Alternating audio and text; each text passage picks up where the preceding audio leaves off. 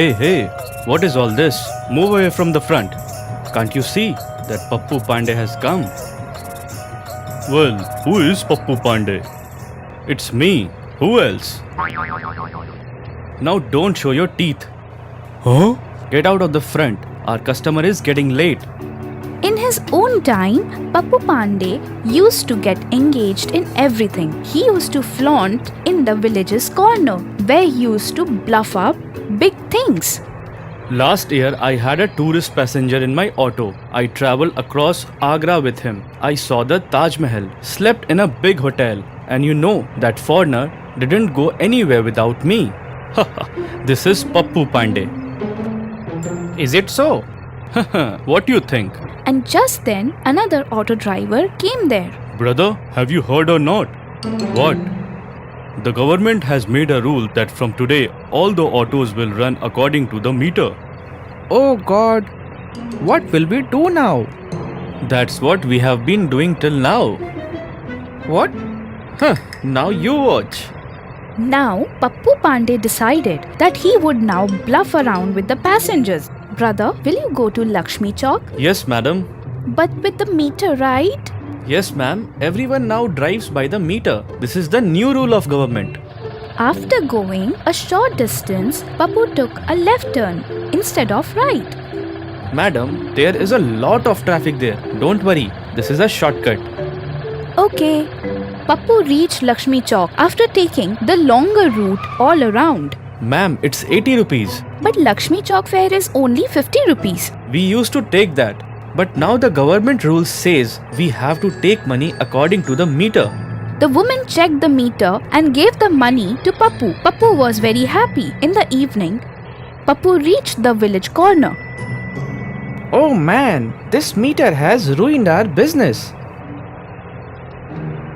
Yours, not mine. I have found a solution. It's Pappu Pandey. Pappu told them everything. Yes, that's right. From today, we will do the same. From the next day, the auto drivers tried Pappu's idea and those drivers also started taking the long routes. This went on for several days. Then the passengers complained to the traffic officers. The traffic officers set out to nab these robbers. One traffic officer sat in Pappu's auto. Lakshmi Chowk? Okay, sir. Pappu started taking the longer ride as usual and the officer sitting behind him started taking note of all of this. Finally, Pappu reached Lakshmi Chowk. 70 rupees. Not 70. It's 7,000 rupees and 3 months of jail. Pappu had to go to lockup due to his greed, that too with all of his friends. In the city of Vardhaman, there was a highly talented merchant, and the king of that city noticed his ability. He appointed him as an administrator of the country. He had kept the common man satisfied with his tactful ways. The king was also quite impressed. After a few days, the merchant arranged for his daughter's marriage. He planned a large feast for this occasion. He invited everyone from the royal family in this celebration. Throughout the meal, he honored everyone and presented ornaments and gifts to each one of the guests. A royal family worker who used to sweep the palace also attended the feast, but sat on a chair reserved for the royal family members, and he sat on it by mistake. When the merchant saw this, Are you even worthy to sit on the chair of this royal family? Get lost from here, you idiot. he grabbed the servant's neck and hurled him out of the feast. The servant was humiliated and decided to give the merchant a lesson. The same servant was sweeping the king's chamber while he noticed that the king was almost asleep. How dare this merchant misbehave with the queen? Hearing this, the king jumped out of his bed and asked the servant, Hey, you servant, whatever you are saying, is it true? Have you seen the merchant misbehaving with the queen?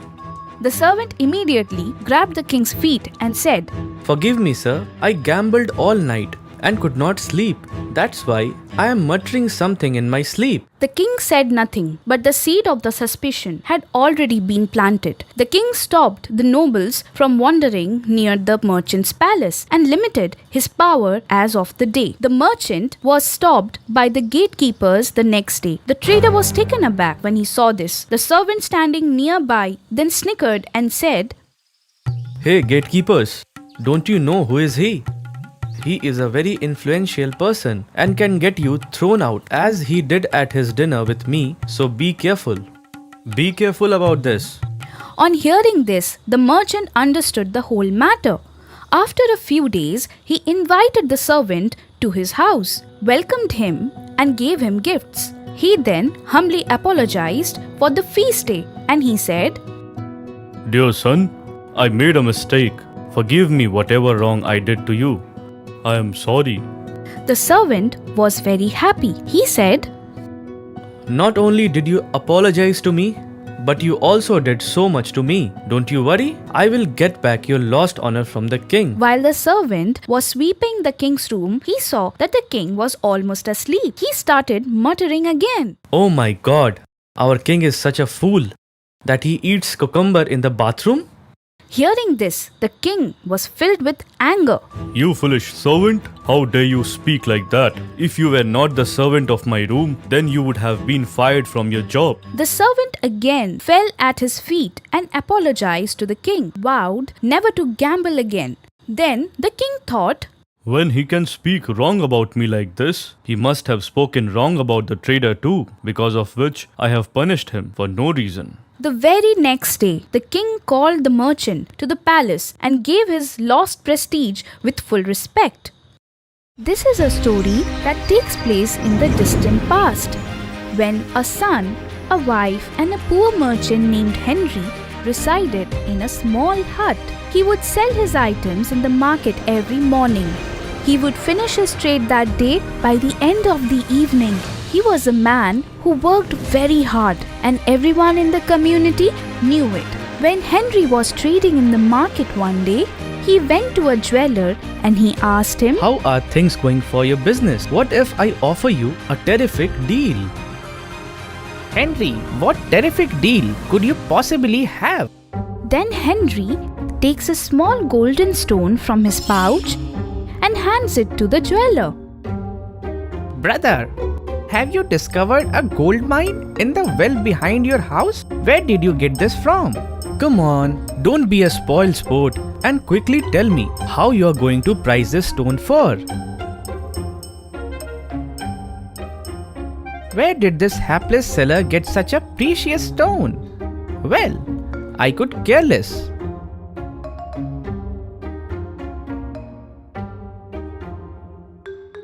Listen, tomorrow is our son's birthday. I was wondering whether I could create something lovely and yummy for him. Would you mind giving me some cash? Then I could go grocery shopping and cook. Why don't we invite everyone in the village to a feast? It is, after all, our son's birthday today. It will be a fantastic occasion. Take some money from here. So much cash? How did you get it? Are you sure you did not rob anyone? What? Come on, stop overthinking everything. My trade has been very profitable over the last few days. Customers are willing to pay a fair price for our items. Those days of poverty are long gone. The next day, the townspeople gathered at Henry's house for the feast. The moment they saw the feast table, everybody began chit-chatting. One of the villagers approaches Henry and asks him, This feast is really magnificent. Did you win the lottery or something that you are making so much money out of it all? Oh no, there is no such thing as the lottery. We only make money in our business. Henry is definitely hiding something. I mean, I am a trader too, which means, had he discovered that I couldn't get to? Something is fishy, in my opinion. No, I swear I can smell that the entire sea is fishy. The following day, James began watching Henry closely. James started following him all the way from his home to the market. One evening, when Henry was returning from the market, he suddenly turned towards the back door and began scanning the area to see if anyone was watching him or not. James, however, was hidden and observed him from a distance. Why is Henry so late at night here beside this well? Right at that moment, Henry enters the well with an empty backpack. After some time, he returns with the empty bag filled with gold. I sensed it. Henry must be keeping some secrets. Now I understand how Henry becomes so wealthy so quickly. Why don't we make use of this information? Now that I know about Henry, Henry won't get any poorer if he shares some riches. Though tomorrow, let's make a plan. Tomorrow I am going down the well to get some coal for myself. I'll give it to my wife. She will be overjoyed. Ha ha ha ha ha. James chose to enter that well the following day without informing anyone. James descends into the well. The only thing that he can see inside the well was darkness and creepers. James discovers a tunnel after some time of searching. James goes through that tunnel. Dear God, this is the first time I have seen such a large amount of gold, so I must swiftly load my bag with all of this wealth. Finally, I have hit gold. James goes through that tunnel. He can immediately see gold and gold all around him once he comes out the other end of the tunnel. Dear God, this is the first time I have seen such a large amount of gold. So I must swiftly load my bag with all this wealth. Finally, I have hit gold.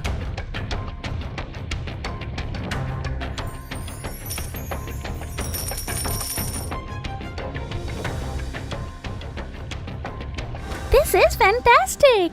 I'm really happy to hear what you told me. I'll go to the jeweler and get the stone weighted. When James' wife goes to the jeweler, she receives a great deal on that stone. Every night, James would descend into Henry's well and fill his bag with gold stones, which he would then carry back to home.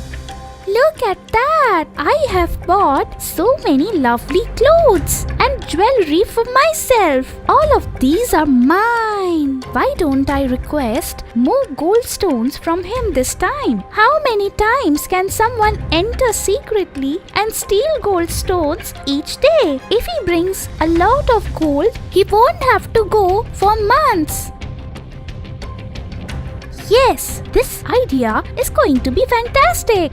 Listen, you will enter that well tonight carrying many bags and bringing plenty of gold stones for me. You don't have to spend every night in the well if you bring a lot of gold stones with you. Yes, you are completely correct. I do agree with you. I'll head out tonight and return with tons of riches for you. James climbs down into the well and begins to remove the gold stones. As soon as he tries to take out a lot of gold stones from one place, the well's wall started to crumble. What is going on here? Is there a crack in the wall as well? I need to get out of here as soon as possible. Otherwise, I'll become trapped in this well. Well, before I leave, I'll gather some gold stones.